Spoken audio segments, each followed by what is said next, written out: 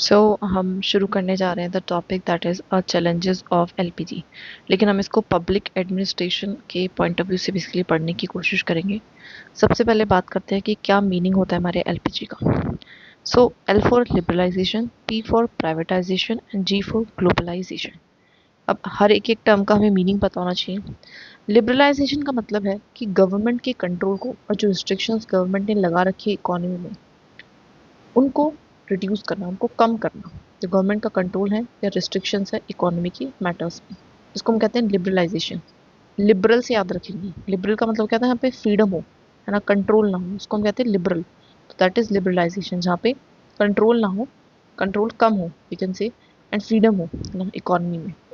Now privatisation, privatisation का मतलब होता है shifting ownership, management from public sector to private sector.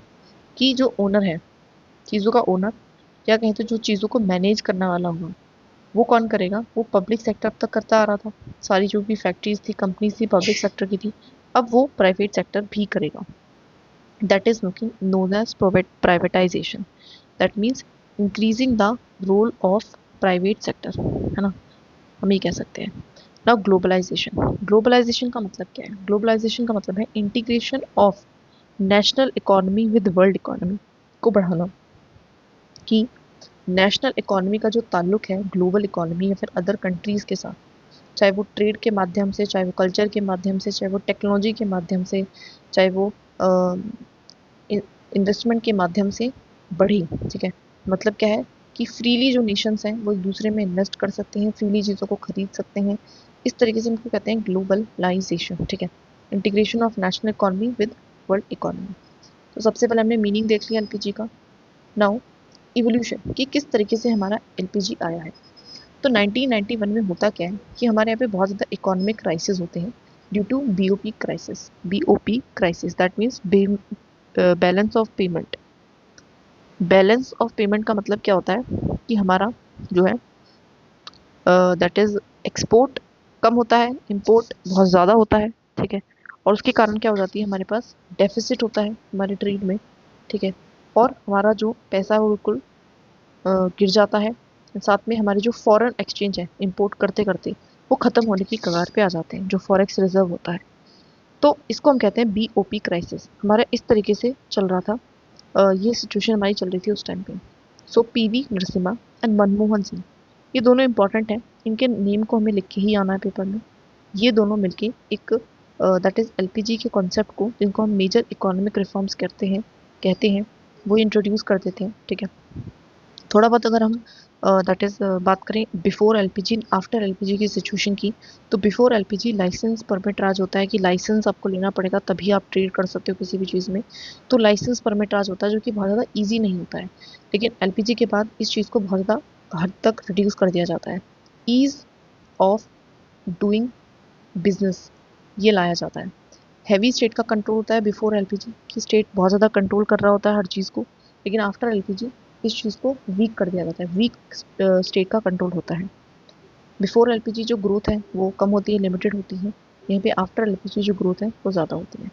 तो ये बेसिक हमने क्या देख लिया, क्राइटेरिया देख लिया। चैलेंजेस क्या है? अलग अलग टाइप के चैलेंजेस अगर हम एडमिनिस्ट्रेशन के परस्पेक्टिव से देखें, तो लिबरलाइजेशन के चलते हैं, लिबरलाइजेशन का मतलब क्या था, दैट इज टू रिस्ट्रिक्शंस को हटा देना, है ना, on the trade and investment, इस तरीके से। तो उससे क्या क्या हुआ एडमिनिस्ट्रेशन में? तो डिफिकल्टी आई इन, सबसे पहले in bureaucracy, decreasing control due to resistance. क्यों क्यों ब्यूरोक्रेसी आई कि हम क्या क्यों डिफिकल्टी आई? क्योंकि हम ब्यूरोक्रेसी के जो कंट्रोल है उसको हम इतना अच्छे से कम नहीं कर पाए। बेसिकली क्यों? क्योंकि ब्यूरोक्रेसी ने खुद क्या करा, रेजिस्टेंस दिखाया। जैसे कि हमने बात करी थी पब्लिक चॉइस थ्योरी में, अप्रोच में। तो वो क्या कहती है कि जो ब्यूरोक्रेसी है वो रेजिस्ट करती है ऐसे चेंजेस को जो कहीं ना कहीं उसके पावर को क्या करते हैं, कर्ब करने की कोशिश करते हैं।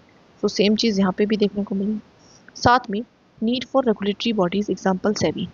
अब जो काम है हमारे जो गवर्नमेंट का, या कहें तो ब्यूरोक्रेट्स का, या कहें तो एडमिनिस्ट्रेशन का, वो किस चीज़ की ज़्यादा ज़रूरत रही काम करने की? दैट इज़ रेगुलेशन करने की, ना, रेगुलेशन करना। प्राइवेट सेक्टर को आप लिबरल कर रहे हो तो उसमें बहुत सारे चांसेस हैं मिसयूज़ के, करप्शन के, इनइक्वलिटी के, है ना, इनह्यूमन ट्रीटमेंट के, इनह्यूमन प्रैक्टिसेस के, फॉर अर्निंग द प्रॉफिट। तो उस चीज़ को रेगुलेट कौन करेगा?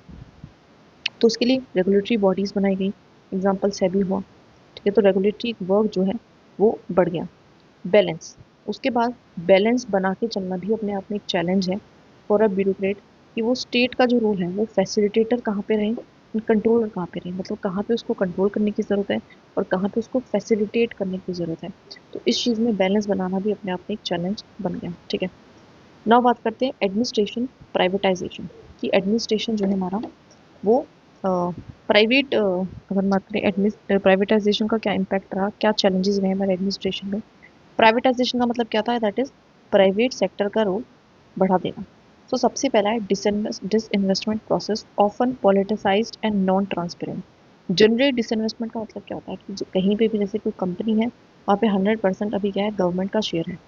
हम क्या करेंगे, हम वहाँ से कुछ शेयर को निकाल लेंगे और उससे क्या हो जाएगा, जो ओनरशिप है वो शिफ्ट हो जाएगी टू द प्राइवेट सेक्टर। तो डिसइन्वेस्टमेंट जो प्रोसेस है वो ऑफन पॉलिटिसाइज मतलब क्या है कि पॉलिटिकल पार्टी करती थी to favour their own known, कह सकते हैं प्राइवेट एक्टर्स को, जो कि काफ़ी नॉन ट्रांसपेरेंट तरीके से होता था, इसमें ट्रांसपेरेंसी भी नहीं दी जाती थी और उसकी वजह से करप्शन वगैरह भी होते थे। सो ये भी एक चैलेंज है, आज के टाइम पे भी ऐसा होता है। ठीक है, loss of state capacity in strategic sectors, जो स्टेट की कैपेसिटी है वो भी क्या हो गई है, लूज हो गई है इन स्ट्रैटेजिक सेक्टर्स में, स्ट्रैटेजिक स्ट्रैटेजिक सेक्टर्स में। ठीक है, मतलब क्या है कि जिसके कुछ बहुत इंपॉर्टेंट है, जैसे कि हॉस्पिटल्स हो, हेल्थ केयर, मतलब वी कैन से, साथ में कुछ हुआ स्कूलिंग, साथ में इलेक्ट्रिसिटी, ये कुछ क्या है, these are the very very important strategic sectors. और उसमें अगर लॉस हो रहा है स्टेट की कैपेसिटी का, तो वो भी कहीं ना कहीं क्या है, चैलेंज है बड़ा। ठीक है, क्योंकि उससे कहीं ना कहीं साइडलाइन हो सकता है goal of welfarism. Social justice, जो समाज को इक्वल रखना था, तो समाज में बराबरी लेके आनी थी। अब इससे क्या होगा कि जिनके पास, लोगों के पास पैसा था, वो अपनी बिजनेसेस वगैरह सेटअप करेंगे और ज़्यादा पैसा कमाएंगे, और जिन लोगों के पास था ही नहीं, उनकी स्टेट तो मदद कर ही नहीं रहा है और वो खुद भी कुछ नहीं कर पा रहे हैं। तो तरीके से जो सोशल जस्टिस है वो हमारा क्या हो जाएगा, वो हमारा अवॉइड हो जाएगा, avoidance of social justice, neglecting of social justice. तो ये हमारी कुछ प्राइवेटाइजेशन की वजह से क्या है, चैलेंजेस आए। डिसइन्वेस्टमेंट प्रोसेस कैसा रहा है, politicised and non transparent. Loss हो गया स्टेट की कैपेसिटी का स्ट्रेटेजिक सेक्टर्स में, एंड सोशल जस्टिस भी हम नहीं अचीव कर पाए। एडमिनिस्ट्रेशन ग्लोबलाइजेशन, एडमिनिस्ट्रेशन जो है, एडमिनिस्ट्रेशन पे क्या इम्पैक्ट रहा ग्लोबलाइजेशन का। Now loss of sovereignty due to global pressures. तो जनरली अब क्या है कि जैसे अभी देखा, यूएसए में करंटली हम पे दबाव बनाने की कोशिश करता है कि रशिया से ऑयल मत लो, ईरान से ऑयल मत लो, इन सारी चीज़ों पे। तो एक तरीके से हमारी जो सोवरेनिटी है, सोवरेनिटी का मतलब क्या है, to decide on our self कि हमें क्या करना है अपनी कंट्री के लिए। तो वो कहीं ना कहीं उन ग्लोबल प्रेशर्स के कारण, ग्लोबल इंस्टीट्यूशंस भी हैं, जैसे आईएमएफ है, जैसे कि वर्ल्ड बैंक है ना, उनका डब्ल्यूटीओ है, उनका भी प्रेशर बिल्डअप होता है और कहीं ना कहीं वो भी इन्फ्लुएंस करते हैं हमारी दैट इज पॉलिसीज़ को, नेशनल पॉलिसीज़ को। सो कहीं ना कहीं हमने क्या करा, सोवरेनिटी को खोया उसके चलते। Managing foreign investment while protecting national interest. अब जो क्योंकि हमने दैट इज ग्लोबलाइजेशन को प्रमोट करा, सो उससे जो है हमारे जो दरवाजे हैं कि फॉरेन से हमारे यहाँ पे पैसा आता है, तो वो भी काफ़ी खुल गया। लेकिन उसको मैनेज कर भी करना पड़ेगा, क्योंकि हमें कहीं ना कहीं अपने नेशनल इंटरेस्ट को भी प्रोटेक्ट करना है, कि ऐसा ना हो जो वो पैसा आ रहा है वो किसी गलत काम में या फिर ऐसे काम में इन्वॉल्व हो जो कि कहीं ना कहीं नेशन, हमारी नेशनल सिक्योरिटी के लिए क्या हो, थ्रेट हो, है ना। बहुत बार आता है जैसे टेररिज्म को फंड कर देना, है ना, या फिर कोई ऐसी एंटी नेशनल एक्टिविटी है उसको फंड कर देना। ये सारे कुछ एग्जाम्पल्स हैं, राइट। नीड है कि हम ग्लोबल स्टैंडर्ड, अब हमें ज़रूरत क्या है, अभी तक तो हम क्या कर रहे थे, क्योंकि हमारा कोई कंपटीशन वगैरह तो था नहीं, तो हम अपने अकॉर्डिंग चीज़ों को चला रहे थे। लेकिन अब हमें दूसरी कंट्रीज से भी कॉम्पीट करना है, तो दूसरी कंट्रीज के स्टैंडर्ड्स को मेंटेन करने की ज़रूरत है, इंस्टीट्यूशंस में भी एंड स्किल्स में भी। तो ये भी एक तरीके से क्या है, चैलेंज ही है, कंपटीशन का भी एक चैलेंज ही होता है। तो सॉवरेनिटी को due to global pressure manage करना पड़ेगा। Foreign investment do comes with some problems also, and need है कि हम ग्लोबल स्टैंडर्ड को मेंटेन करके रखें। ना सोशल लेवल एंड इक्विटी के लेवल पे, है ना, जस्टिस के लेवल पे क्या प्रॉब्लम्स हैं। तो सबसे पहले आप देखोगे जॉबलेस ग्रोथ है। मतलब क्या है कि हाँ, हमारा जीडीपी बढ़ रहा है, यस, बट क्या हमारी सबकी इनकम बढ़ रही है? नो। यहाँ पे इवन जॉब हम ऐसा मानते हैं कि जीडीपी बढ़ने का मतलब है जॉब बढ़े, लेकिन ज़रूरी नहीं है। जीडीपी अगर बढ़ रही है और सिर्फ उन्हीं लोगों की जिनके पास जॉब है, या फिर कहें तो कुछ उन फ्यू इंडिविजुअल की, like 1% of the Indian population जिनके पास अच्छा खासा पैसा है और वो और पैसा कमा रहे हैं, तो उससे भी तो जीडीपी बढ़ सकती है। तो इसका मतलब ये तो नहीं कि सबके पास जॉब बढ़ रही है इस वजह से बढ़ रही है। सो जॉबलेस ग्रोथ भी हम इसको कहते हैं।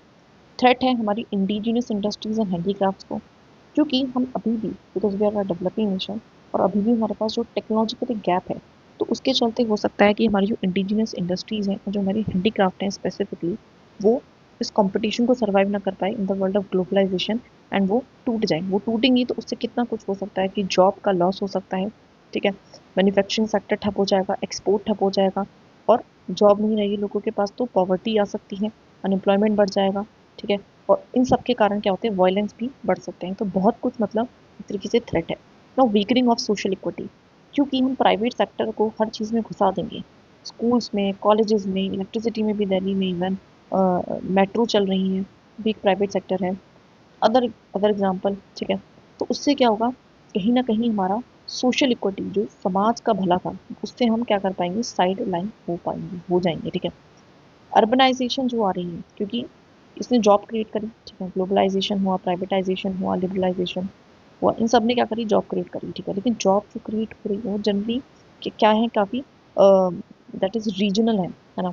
और उसके कारण क्या होता है कि लोग इधर से उधर जाते हैं, उस रीजन में जाते हैं जॉब की तलाश में, एंड उससे क्या होता है, अर्बनाइजेशन, और अर्बनाइजेशन से अपनी खुद की ही एक प्रॉब्लम है, साथ में रूरल अर्बन डिवाइड है। कि आप देखोगे तो जनरली जो भी कंपनियां लगी हुई हैं वो पर्टिकुलर किसी एरिया में, जैसे कि हमारे यहाँ पे देखोगे तो हरियाणा में जो मैक्सिमम दैट इज लगी हुई है कंपनीज या फैक्ट्रीज, तो वो कहाँ पे लगी हुई है, that is in the area of Gurugram, है ना। तो अब सारे लोग आके यहाँ गुरुग्राम शिफ्ट होने की कोशिश कर रहे हैं। सो उससे क्या हो जाएगा, गुरुग्राम इतना ओवर क्राउड हो जाएगा दैट उससे मैनेजमेंट करने में, एडमिनिस्ट्रेशन प्रॉब्लम बहुत ज़्यादा आएंगी, violence, law and order maintain करना क्या हो जाएगा, मुश्किल हो जाएगा। तो ये सारी प्रॉब्लम्स हैं। तो क्या है नाउ, इम्पैक्ट क्या है डेवलपमेंट एडमिनिस्ट्रेशन पे। डेवलपमेंट एडमिनिस्ट्रेशन क्या है, एक बार शॉर्ट में देख लेते हैं। डेवलपमेंट एडमिनिस्ट्रेशन का मतलब है, एडमिनिस्ट्रेशन मतलब ब्यूरोक्रेट्स, जो कि क्या करेंगे, डेवलपमेंट एक्टिविटी करेंगे और देश को आगे की तरफ लेके जाएंगे, दैट इज डेवलपमेंट। अब इस पे इम्पैक्ट क्या रहा, तो एलपीजी के कारण हम स्टेट लेड डेवलपमेंट की, अभी तक जो डेवलपमेंट है उसको लीड कौन कर रहा था, उसको लीड कर रहा था स्टेट, है ना। इट्स लाइक अ बस, और बस में जो ड्राइवर है वो स्टेट है, ठीक है। और सारे लोगों को, जो भी लोग हैं यहाँ पे, उन सबको वो लेके जा रहा है, ठीक है। अब क्या है, मार्केट लेड ग्रोथ की हम बात करते हैं कि जो मार्केट है, हम क्या कहते हैं, मार्केट खुली होगी, खुली होगी तो वो अपने अकॉर्डिंग फैक्ट्रीज लगा रहे हैं, कंपनीज लगा रहे हैं, वगैरह वगैरह ऐसा करेंगे, लोगों को जॉब आएगी और उनसे उनकी ग्रोथ हो जाएगी। तो वह मार्केट की, मतलब कि मार्केट जो है वो ग्रोथ कराएगी, डेवलपमेंट कराएगी नेशन का, इस चीज़ पे बिलीव रखते हैं। फैसिलिटेटर नॉट प्रोवाइडर, अब हम चीज़ों को क्या कर रहे हैं, फैसिलिटेट कर रहे हैं, प्रोवाइड नहीं कर रहे हैं। प्रोवाइड का देखो मतलब क्या होता है, प्रोवाइड का मतलब है कि इस तरीके से आपको कोई चीज़ चाहिए थी तो वो आपके हाथ में लेके जाके दे रहे हैं, तो उसको हम कहते हैं प्रोवाइडर। एंड फैसिलिटेटर का मतलब है कि क्योंकि आपको कोई चीज़ चाहिए थी तो आपकी उसमें हेल्प कराना, ठीक है। जैसे कि स्किल डेवलपमेंट करा रही है गवर्नमेंट, है ना, ज़रूरी थोड़ी कि तुम्हें कुछ क्या कर देगी, कि तुम्हें पैसा दे देगी, नहीं। पैसा देना सोल्यूशन नहीं है, प्रोवाइडर कितना ही प्रोवाइड कर सकती है। तो क्या करेगी, तुम्हें स्किल्स देगी, स्किल देगी जिससे कि तुम आगे जॉब दे सको और आगे अपना कंट्रीब्यूशन दे सको अपना सोसाइटी में। तो फैसिलिटेटर है, प्रोवाइडर नहीं। पीपीपीज, आउटसोर्सिंग, कॉन्ट्रैक्ट बेस्ड प्रोजेक्ट्स का रोल भी इसके चलते बहुत ज़्यादा बढ़ गया है। पीपीपीज हमें पता ही है कि प्राइवेट एंड पब्लिक दोनों साथ में आके काम करते हैं, ठीक है। एंड आउटसोर्सिंग का मतलब क्या है कि कुछ ऐसी नॉन कोर एक्टिविटीज़ हैं जो कि इंपॉर्टेंट नहीं है, जैसे कि हमने देखा था एग्जांपल कि वेस्ट मैनेजमेंट है ना, ऐसी चीज़ों को हमने प्राइवेट सेक्टर को दे दिया है, तो that is outsourcing. Contract based projects, कि अब हम जो प्रोजेक्ट है वो कॉन्ट्रैक्ट के बेस पे करते हैं, ठीक है, तो दैट इज कॉन्ट्रेक्चुअल प्रोजेक्ट्स का बढ़ना, ये सब कुछ बढ़ रहे हैं।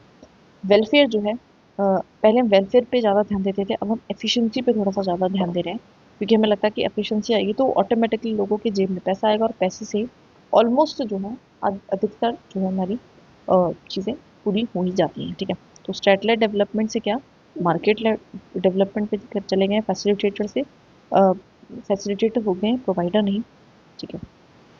एथिकल एंड गवर्नेंस इश्यूज, अब देखो अपने साथ हर एक चीज़ जो है वो बहुत सारे इश्यूज लेके आती है, तो एथिक्स के भी इश्यूज लेके आती हैं। जैसे कि प्राइवेटाइजेशन के कॉन्ट्रैक्ट्स हैं तो उनमें फ्रॉड होना, है ना। उनमें क्या कह सकते हैं हम, अपना खुद का सेल्फ इंटरेस्ट देखना, सेल्फलेस ना होके सेल्फिश होके डिसीजन को लेना। डिक्लाइन पब्लिक सर्विस इथोस, जो पब्लिक सर्विस है उनके जो इथोस थे वो डिक्लाइन हो रहे हैं। एफिशिएंसी वर्सेस इक्विटी, अब हमारा जो ध्यान है एफिशिएंसी पे ज़्यादा है, इक्विटी पे नहीं है। तो कहीं ना कहीं उससे जो दोबारा से जो डिवाइड है और ज़्यादा जेंडर के मामले पे, कास्ट के मामले पे, रीजन के मामले पे बढ़ सकता है।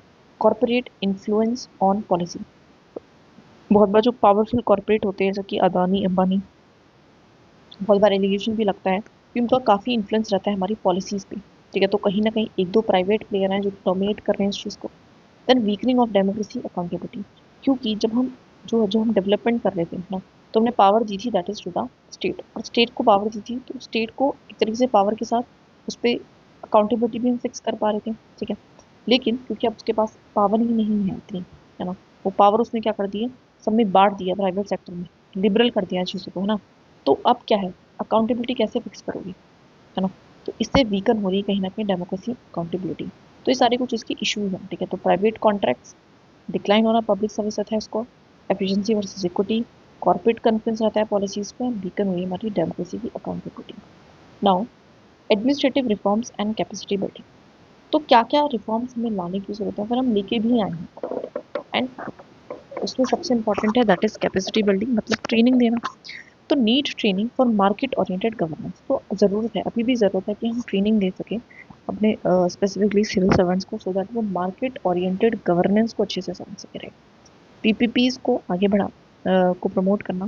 ग्रोथ ऑफ रेगुलेटरी इंस्टीट्यूशंस, जो ग्रोथ है वो रेगुलेटरी इंस्टीट्यूशंस की वो हमें देखने को मिली है आज के टाइम पे, है ना। ये रिफॉर्म्स हमें देखने को मिले कि हम थोड़ा सा रेगुलेटरी मेजर्स हम लेके आए हैं। ठीक है, चाहे इसमें आप एग्जाम्पल लिख सकते हैं। नाउ अब इसके कुछ बेनिफिट्स भी होंगे, अभी तक तो हमने इसकी बहुत बुराई कर ली कि ये प्रॉब्लम आ सकती है, ये प्रॉब्लम आ सकती है ना, ये सारी प्रॉब्लम आ सकती है। तो एडमिनिस्ट्रेटिव पॉइंट ऑफ व्यू से, नॉर्मल पॉइंट ऑफ व्यू से, हर पॉइंट ऑफ व्यू से हमने ले ली, लेकिन इसके कुछ बेनिफिट्स भी तो होंगे। तो सबसे पहला है कहीं ना कहीं एफिशिएंसी को इसने बढ़ाया। Efficiency mean desirable output with limited cost and on time. तो ये चीज़ तो इंपॉर्टेंट है और होनी भी चाहिए पब्लिक सर्विस डिलीवरी में।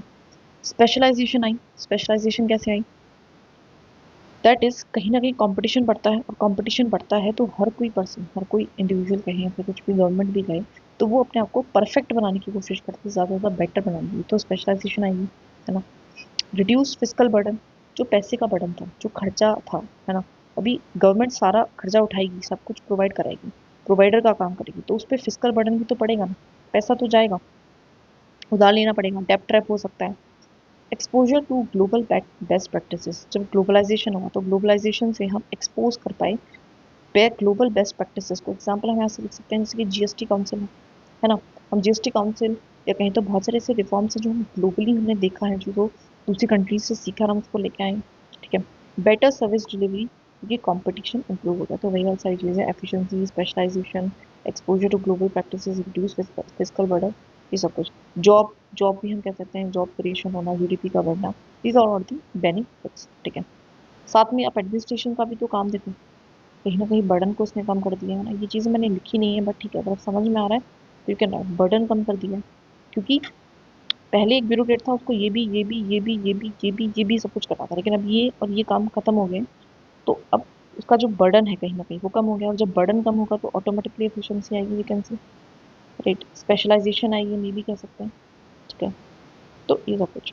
नाउ और कैसे काम आसान हुआ है, एक और चीज़ देखते हैं जैसे कि ई गवर्नेंस, है ना, डिजिटल टेक्नोलॉजी, टेक्नोलॉजी का अगर आना, तो टेक्नोलॉजी से चीज़ें हो जाएंगी, तो उससे कहीं ना कहीं करप्शन भी कम होगा, एंड साथ में प्लस में जो ब्यूरोक्रेसी का काम है, बर्डन है, वो भी कम होगा। ठीक है, नाउ बात करते हैं एग्जांपल्स की। ऑफ कोर्स जैसे कि डिसइन्वेस्टमेंट अभी देखो एयर इंडिया की हुई थी, टेलीकॉम में भी लिबरलाइजेशन कर दी है हमने, कि बीएसएनएल तो है ही है, साथ में एयरटेल है, जियो है, ये सब कुछ भी है।